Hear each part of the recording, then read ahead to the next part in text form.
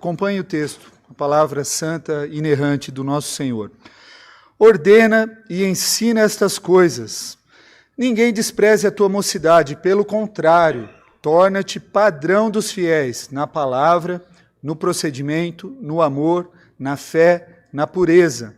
Até minha chegada, aplica-te à leitura, à exortação, ao ensino. Não te faças negligente para com o dom que há em ti, o qual te foi concedido mediante profecia, com a imposição de mãos do presbitério.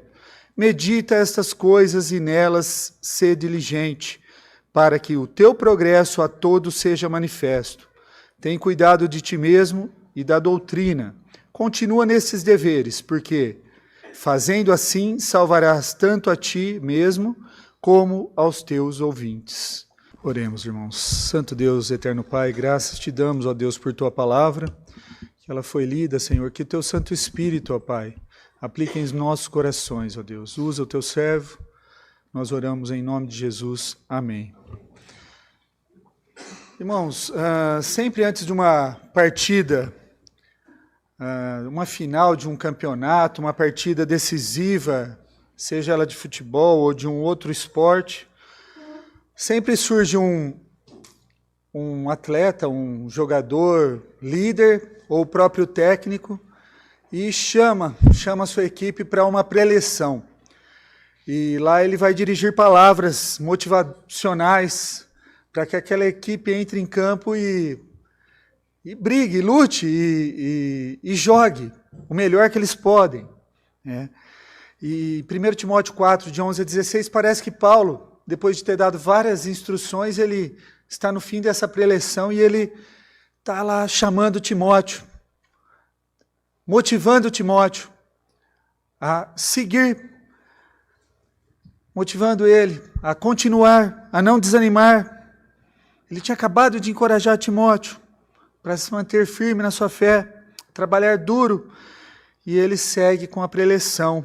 Eu quase consigo ver Timóteo ganhando ânimo em cada palavra que o apóstolo Paulo foi falando para ele.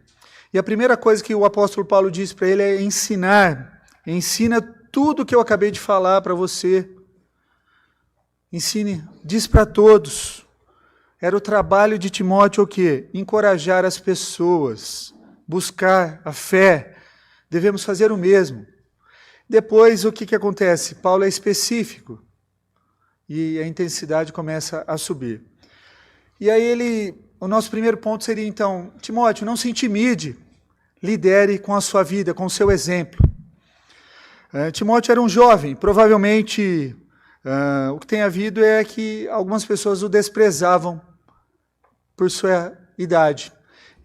O jovem aqui não é tão tenro, né? Nós já falamos, um jovem de 25 a 35 anos.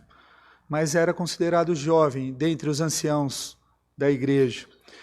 E esse esse texto foi significativo para mim na minha juventude. Eu cresci nesta igreja, eu já seguia a Cristo, aos 15 anos fiz minha pública profissão de fé, aos 18 anos eu já era presidente da mocidade, fui convidado para ser superintendente da escola dominical, já dirigia devocionais, tanto local quanto a nível de federação de jovens, né? Então quando eu fui convidado para ser superintendente da escola dominical, eu me lembro de sentir uma responsabilidade imensa, porque eu ia falar para pessoas que eram bem mais velhas, que para os meus professores da escola dominical que estavam sentados no banco. E nessa perspectiva, né, eu ficava temeroso. E eu fui aconselhado a dizer assim, a Bíblia diz... Sempre diga isso, é a Bíblia que diz, não é você. Né? Siga com confiança. Então aquelas palavras ficam comigo desde aquele dia. E outras palavras nunca peça desculpas pelo Evangelho. Nunca peça desculpas pelo Evangelho. Então se você é novo, se você está começando a lecionar na escola dominical, você está começando a fazer devocionais, fale o que a Bíblia está dizendo e não peça desculpas pelo que a Bíblia está dizendo. Eu não percebi na época, depois eu percebi que era um ensinamento claro de Paulo a Timóteo. A idade de Timóteo, então, não era tão importante, o que importava era o quê? A sua maturidade na fé. Então, não importa se você é um adolescente, se você é um jovem, se você já é avançado em idade, o importante é a sua maturidade na sua fé. Paulo orienta ele a ensinar essas coisas. E o que ele havia dito desde o início do capítulo, a pregar que a salvação não dependia de não comer carne, não comer algo, não dependia dele se casar ou não. A salvação era mediante a graça, pela fé em Jesus Cristo. E viva aquilo que você pregue. Não fale uma coisa e pregue outra. É isso que Paulo está orientando aqui. Mostrar fé na maneira como ele vive. Significa o quê? Que Timóteo deveria mostrar sua fé, né? No curso natural, não sem falsidade, de uma maneira natural, não forçada. Viver aquilo que ele pregava. Isso deve produzir o quê? Urgência no evangelismo, irmãos. Mas não insensibilidade. Não ser imprudentes. Ser exemplo na fé significa que Timóteo o quê? Mostrar sua fé, sua confiança em Deus, mostrar para o povo, para a igreja, para aqueles que eles falavam que eram reais, que ele confiava naquilo que ele pregava. Mesmo quando as coisas não estavam indo bem, mesmo diante das lutas. E é nesse momento que a gente deve mostrar nossa fé, confiar. E, finalmente, ele demonstrar sua fé na pureza, isso é, ter ausente uma conduta imoral. Ele tinha que ter ausente da sua vida uma conduta imoral. Isso é ser íntegro. E quando você olha aqui, pureza é a mesma raiz para santo, para santidade, hagios no grego, que é a mesma raiz da palavra santidade, santo, é ser separado, íntegro. Não se relacionar, para os mais jovens aí que não casaram ainda, não se relacionar sexualmente fora do seu casamento. É essa a instrução aqui. Não importa a idade que você tenha. Então, adolescentes, agora para vocês, queridos adolescentes, estão muito preocupados com o que os seus amiguinhos estão dizendo de vocês lá na escola, estão pensando a zoeira que eles fazem com vocês na escola. Mostre para eles a fé cristã, como vocês vivem. Não há nada mais o que fortaleça mais a credibilidade de uma pessoa do que a vida que ele vive. Uma vida consistente. Então, mostre a fé de vocês para os seus amigos. Mostre a fé para os seus amigos. Agora, se você estiver vivendo como um mundano, a única coisa que você está trazendo é um descrédito para a sua fé e para o evangelho. Portanto, Timóteo deveria ser o quê? Um padrão. Padrão aqui a palavra é tipo, né? A palavra no original, tipo, quem trabalhou com gráfica, conhece um pouquinho de gráfica, tipografia, vai saber a origem da palavra, o tipo, tá? Seja padrão para os fiéis na palavra, no procedimento, no amor, amando as suas ovelhas, você terá o respeito dela na fé e na pureza. Tipo, irmãos, resumidamente, numa gráfica, você tinha que separar letra por letra, o tipo por tipo, para montar na hora de impressão de um jornal, na hora de impressão de uma página. E aí você separava e fazia a impressão, você imprimia aquelas letras no papel. Então, se tornar padrão é quando a nossa vida, ela vai imprimir na vida de alguém. A nossa vida vai ser marcada na vida de alguém pela maneira como nós vivemos. As pessoas vão olhar para nós e falar assim: vocês marcaram as nossas vidas pela conduta e pela maneira como vocês vivem. E isso é se tornar padrão. Timóteo, irmãos, a autoridade pode vir com títulos, né? A gente conhece muitas pessoas intituladas, doutores, senhores, os títulos vêm também, mas a credibilidade vem com uma vida de consistência nas áreas de discurso. Conduta, amor, fé e pureza. Não fique entrando em briga desnecessária na internet, irmãos. Tenha maturidade. Brigas mostram que você ainda está imaturo. A fé do Senhor Jesus ela é muito maior do que isso. A fé, o evangelho, ele é muito maior do que brigas imaturas na internet. Seja modelo, seja padrão, maduro. A autoridade será conquistada com seu exemplo piedoso, um exemplo de piedade. Matthew Henry, ele diz assim: aqueles que ensinam por sua doutrina devem ensinar por sua vida. Senão, eles puxam com uma mão o que construíram com a outra mão. Também o puritano Richard Baxter, que inclusive ele escreveu, baseado nesse texto de Timóteo, um dos maiores livros que ele tem, né, para o pastor. Tá? Ele diz assim, Richard Baxter: há muitos homens que são ministros antes de saberem ser cristãos. Então a maneira de fazer com que as pessoas parem de olhar para vocês é dar motivos para elas olharem para vocês. Não se intimide, lidere pelo exemplo. Esse é o primeiro ponto da nossa mensagem. O segundo ponto da nossa mensagem, é Paulo dizendo: mantenha o foco na palavra de Deus. A segunda coisa que Paulo diz, versículo 13, diz assim: até a minha chegada, aplica-te à leitura e à exortação, ao ensino. Aplicar as escrituras, ensiná-las. Não são 3 comandos, são 1. Ele está pedindo que Timóteo leia as escrituras publicamente. A leitura pública das escrituras. Ensine as escrituras para aqueles que vocês estão lendo, para aquele que você está lendo, e ensine os crentes a aplicar as escrituras em sua vida diária. Esse é o principal papel de um pastor, a principal função de um pastor: ler a Bíblia, ensinar e ensinar os crentes a aplicar essa palavra no seu dia a dia. E no interesse de um culto mais contemporâneo, irmãos, nós temos visto que algumas igrejas pararam de fazer a leitura pública das Escrituras, ou diminuíram muito, e isso é prejudicial.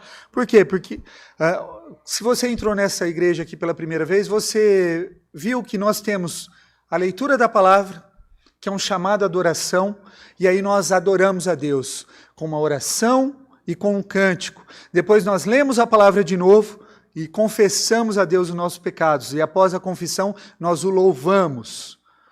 E depois nós temos o quê? A mensagem. Nós temos 3 momentos de leitura pública da palavra. 3 momentos. É uma organização. E dentro da leitura do culto público, ainda nós temos os momentos de oração. Quando lemos a palavra, Deus fala conosco. Quando nós proferimos louvores e oração, nós falamos com Deus. Há uma ordem, há uma decência dentro do culto, uma organização. Não é feito de qualquer jeito.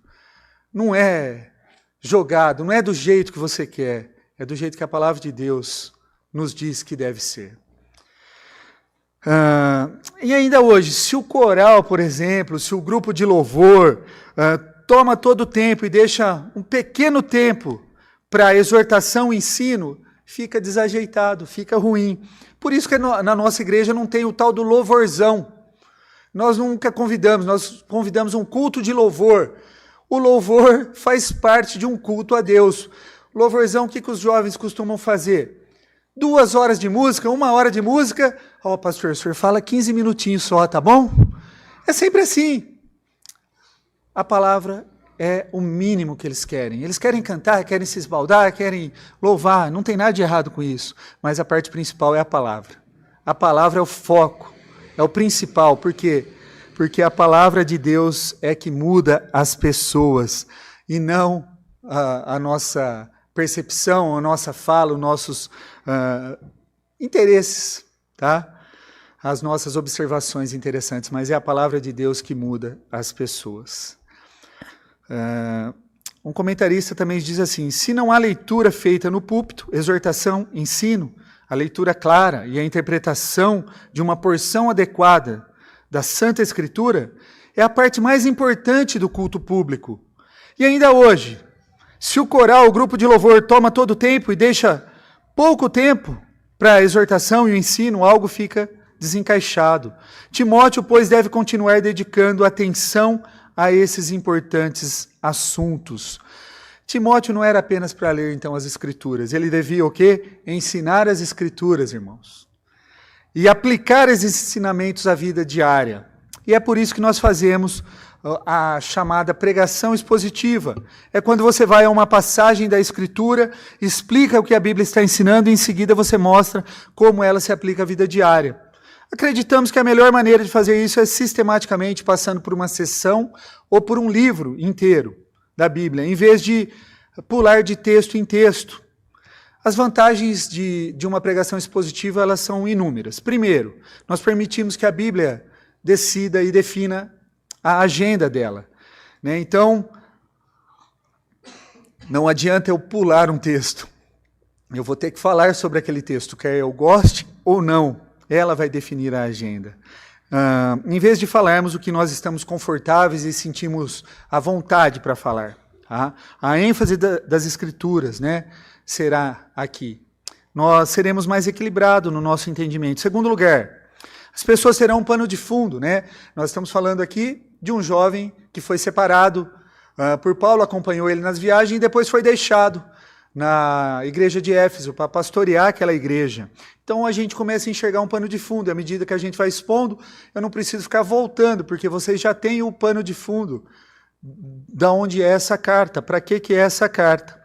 Isso ajuda, contra o erro. Terceiro, isso nos obriga a falar coisas que evitaríamos se tivéssemos escolha. Ninguém quer falar sobre divórcio, ninguém quer falar sobre fracasso, ninguém quer falar o que a Bíblia diz sobre a mulher pregar ou não. A gente não quer ficar falando coisas polêmicas aqui. Mas é o que está na Bíblia. Nós vamos seguir a agenda da Bíblia. Nós vamos seguir. Mas este é o conselho de Deus, então nós temos que falar de tudo que está. Essas são as vantagens de uma pregação expositiva. E precisamos ouvi-lo, porque é a palavra de Deus que vai trazer equilíbrio para as nossas vidas. Tá? Há tempos e lugares para também o chamado sermão temático, irmão, sermão tópico. E quando você começa um sermão tópico, você reúne vários versículos, e talvez você corra um risco de reunir somente os versículos que você quer falar sobre aquele tema, e aqueles que dá um contraponto do seu tema, você acaba deixando de lado. Então, nós corremos esse risco, porque você está fazendo tópico. Tá? Então, corremos esse risco também. Então, essas são algumas das vantagens. Tá? No entanto, é mais fácil, então, o sermão tópico do que o expositivo. O expositivo vai ditar a agenda, o tópico é nós que montamos a nossa escolha. Tá? Mantenha o foco, então, na palavra de Deus, irmãos. Esse é o segundo ponto dessa mensagem que Paulo está dando a Timóteo. E o terceiro, use os dons. Paulo diz assim: não te faças negligente para com o dom que há em ti, o qual te foi concedido mediante profecia com imposição das mãos do presbitério. Algumas semanas atrás nós mencionamos Atos 6, que é onde os apóstolos escolhem certo número de homens para cuidar de alguns afazeres da igreja, de algum trabalho que a igreja precisa, para que eles se dediquem ao quê? A pregação e a oração. E esse é o exemplo de não negligenciar o dom espiritual. Cada um tem um dom, e ele deve ser usado da melhor maneira para Deus. É fácil nós sermos puxados por várias direções diferentes, a gente perder o que será que eu devo fazer, onde que eu devo trabalhar, como eu devo fazer, pelo fato que estamos tão ocupados, que não somos capazes de dar tempo de qualidade para Deus. Pastor, não vou poder tocar no louvor porque o dia foi muito corrido aqui, eu não vou conseguir chegar para o ensaio. E entre outras coisas, irmãos, a gente começa a priorizar outras coisas no lugar de Deus. Deus quer que nós usemos nossos dons no corpo de Cristo. Seja com a juventude, seja com o ensino, seja com a música, seja com a visitação, seja em outras áreas. Foque no que Deus chamou você para fazer. Não deixe que outras coisas boas lhe roubem o tempo de fazer o que Deus te chamou para fazer. Não desperdice seu tempo.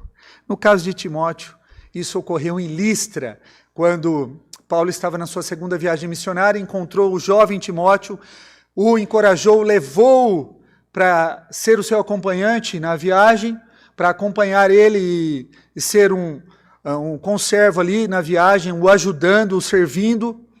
E lá houve o quê? Deus o chamou para pregar e ensinar. E Paulo diz para Timóteo dedicar o maior tempo para isso, para ensinar, para essa busca a qual Deus o chamou. Então essa regra de imposição de mãos, né? Hoje as pessoas se denominam pastor, mas você foi, que ordem que ordenou você, que igreja? Não, eu não estava bem na minha igreja, eu tinha facilidade oratória e tal, me denominei pastor e abri a minha igreja. Ele não vai falar isso, mas é isso que tem acontecido em muitos locais. As pessoas se denominam pastores e saem abrindo igrejas. Mas essa ordem de imposição de mãos não foi criada por homens. O apóstolo Paulo, por onde passou, ordenou presbíteros, pastores, e o presbitério, que é a reunião dos presbíteros, dos líderes, impunham as mãos sobre o novo pastor. Então, é a Bíblia que deu essa ordem, essa direção. Não é para a gente sair abrindo igreja à torto e direito, porque eu não estou satisfeito com a igreja a qual eu estou frequentando. Tá? E essa autoridade não está em Paulo, ela está na palavra de Deus. Enquanto Timóteo permanecesse na palavra de Deus, ele tem a autoridade. E as pessoas devem escutar e ouvir. Você já deve ter ouvido aquela passagem assim, né, que tem no Antigo Testamento. Não toqueis no ungido do Senhor. Ele só é ungido se ele estiver fiel na palavra. Ele não é ungido. Ele só é ungido se ele permanecer fiel na palavra. Se ele permanecer fiel na palavra, ele continua. Se ele não for fiel, ele não tem autoridade vinda de Deus. E a imposição de mãos é uma transferência de autoridade, nada mais do que isso. O presbitério, que tem a autoridade daquele local, daquela região, impõe a mão sobre aquele novo servo e transfere a autoridade para que ele possa pregar e expor as Escrituras. Nada mais é do que uma transferência de autoridade, tá? Para o novo ministro. Nada mais do que isso, diferente do tempo dos reis. Os reis eram ungidos com óleo. Mas se você olhar no Novo Testamento, nós não temos mais unção com óleo. Não há mais a unção com óleo. Isso ficou lá para trás, quando era ungido um novo rei pelos profetas. Portanto, Timóteo, com a autoridade e ofício recebido, não deveria ser o quê? Negligente com o dom que recebeu. Isso é, deixar atrofiar por falta de uso. Então, queridos, se Deus te deu um dom, não deixe ele atrofiar por falta de uso. Tenha coragem. Use-o para o Senhor, para a glória de Deus. Versículo 15, irmãos. Medita estas coisas, e nelas sê diligente, para que o teu progresso a todos seja manifesto. Aqui, Paulo diz para que ele medite em tudo o que ele acabou de falar, mas sendo cuidadoso. E se ele fizesse isso, toda a igreja ia ver o progresso da sua vida espiritual e do seu ministério.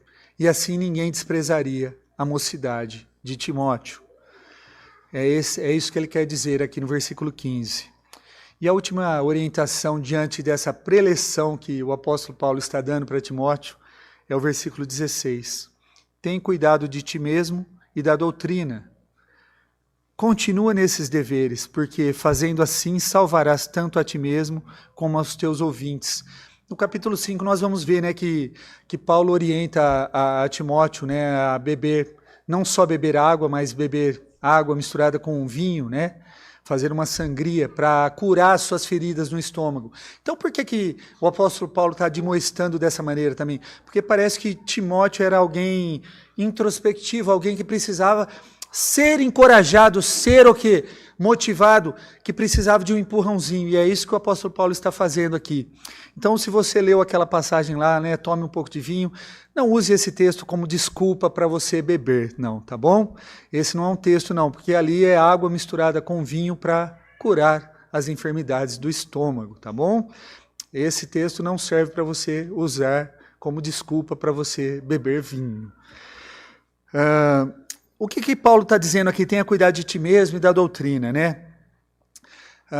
Numa preleção, né? Nós estamos chegando aí nas finais dos campeonatos, os campeonatos estão terminando. Hoje mesmo chegaram duas pessoas ali na porta da igreja, abordaram o pastor e falaram assim: pastor, já passamos pelo Palmeiras, passamos pelo Corinthians, o Flamengo que nos espere, né? Então, todo empolgado, todo cheio, quando não mandando mensagem no particular, né, irmãos, para mim, né? Me dando uma cutucadinha, né? Me lembrando que meu time perdeu. E nós, como fãs, como torcedores, nós costumamos ficar totalmente ligados, principalmente agora que vai ser finais, vai valer título, né? Vestimos a camisa que estava lá embolorada, cheirando mofo, né? Estava lá guardada no fundo da gaveta. A gente, agora, né, meu time tá na final, vou vestir ela, né? E aí separamos tempo para assistir os jogos. Gastamos até dinheiro, alguns vão até o estádio, né? Gastam um dinheiro até que significativo, né? Porque um ingresso hoje no mínimo é R$80, numa final é muito mais do que isso, tá? Para assistir jogos. Então gasta dinheiro, gasta esse tempo. E aí você prepara toda uma ocasião para assistir na televisão, né? Você chama os amigos: vamos assistir lá em casa a final? Vamos lá. Vamos assar uma carne, vamos fazer uma pipoca, vamos comer um salgadinho, vamos fazer alguma coisa, vamos lá em casa. E aí você chama amigo, tal, e fica naquela euforia. E aí acabou o jogo, vocês estão lá, ou exaustos ou eufóricos, né? Embora tudo que fizeram foi o quê? Comer, beber e assistir os atletas correndo atrás da bola, né? Fazendo alguma coisa. Nada mais do que foi isso. E é a mesma coisa quando vai começar um filme novo, né? Nós ficávamos assim quando ia começar um filme novo, alguns ainda ficam, né? Quando ia lançar o novo Vingadores, todo mundo, vamos lá assistir a estreia e tal, e combinava e todo mundo agitado e na expectativa para ir na estreia no cinema. Eu fiz muito isso, mas o meu é mais antigo, é O Senhor dos Anéis, na estreia, tá, irmãos?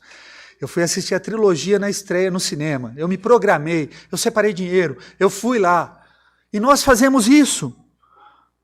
Nós dedicamos tempo, nós gastamos dinheiro, nós nos preparamos. E esses momentos não duram muito, acabou o filme, acabou a temporada, acabou o campeonato, vai surgir um novo campeonato, começa a agonia e o êxtase começa tudo de novo. Aqui está o ponto que eu acredito que Paulo faria: siga Cristo com o mesmo tipo de fervor que você tem para o seu time de futebol, ou por sua paixão por filmes. Siga Cristo com esse mesmo entusiasmo. Isso.